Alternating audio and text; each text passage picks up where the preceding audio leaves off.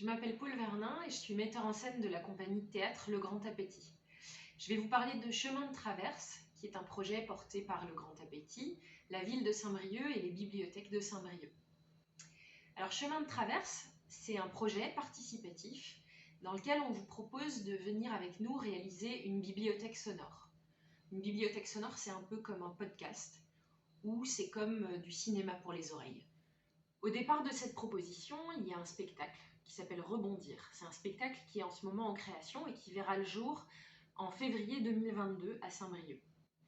Et d'ici là, avec notre équipe, nous avions envie d'embarquer un groupe de spectateurs pour venir découvrir le travail en préparation, mais aussi pour enregistrer avec nous ce fameux podcast. On va proposer à ce groupe, courant juin, de venir avec nous, partir à la pêche au son pour réaliser une bibliothèque sonore à la manière de ce qu'on entendra pendant le spectacle. Rebondir, c'est l'adaptation d'un roman adulte écrit par l'auteur jeunesse Timothée de Fontbelle.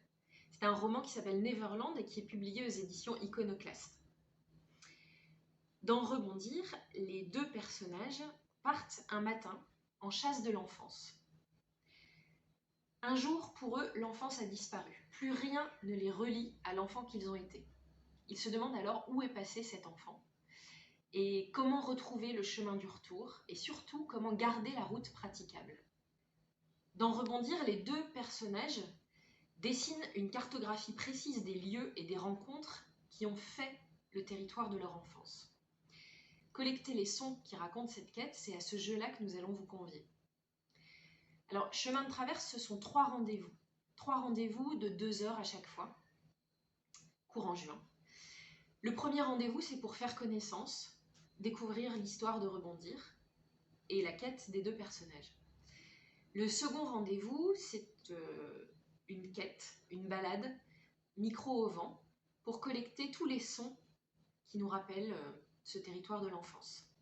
Et le dernier rendez-vous, c'est un moment d'écoute où on va partager ensemble ce que chaque groupe aura connu. Si vous avez envie d'embarquer avec nous, contactez-nous à la bibliothèque André Malraux.